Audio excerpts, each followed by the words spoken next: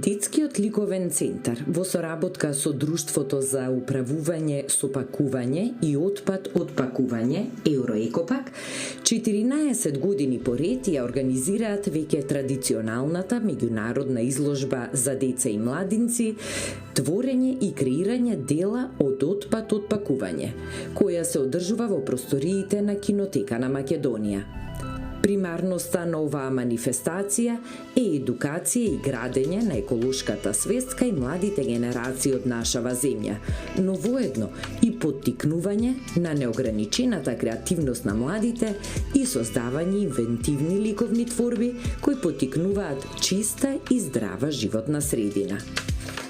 Сите учесници на манифестацијата добија благодарници кои им беа врачени во Кинотеката на Македонија, а комисијата за избор на ликовните творби, составена од повеќе ликовни педагози и представници од Евроекопак, одлучија оваа година наградите да ги добијат.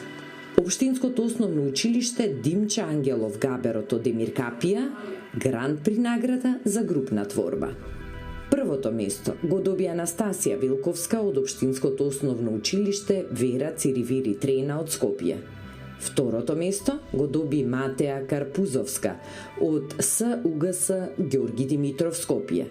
А третото место му припадна на Валентин Кустовски од Општинското основно училиште Гоце Делчев од Прилеп. Денес дојдовме да ја посетиме изложбата Творење и креирање дела од отпад од пакување 2024 година, која што се организира 14 пат, настојувајќи кај најмладите генерации да ја подигне свеста за селектирање, рециклирање на отпадот, а воедно и да ја поттикне креативноста на децата од училишна возраст.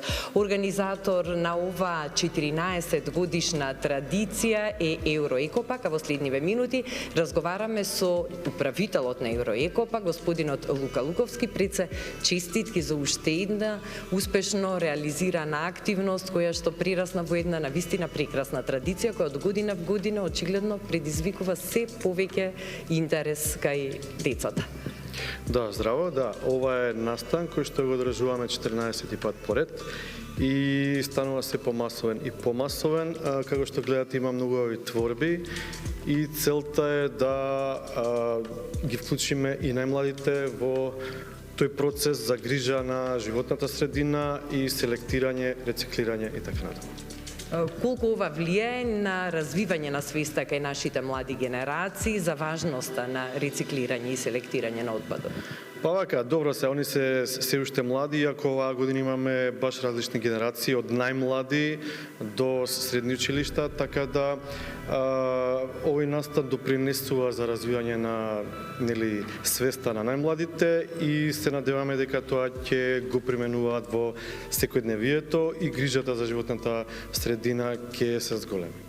Делата од 14-тата традиционална меѓународна изложба за деца и млади, творење и креирање на дела од отпад и пакување, која годинава се одржува под мотото Заедно за чиста животна средина, деновиве се изложени во фоајето на библиотеката Другарче, во галеријата Детски ликовен центар на првиот кат. А наскоро сите дела ќе бидат изложени и во Скопскиот Ситимол, за да може да ги види одблиску и пошироката јавност.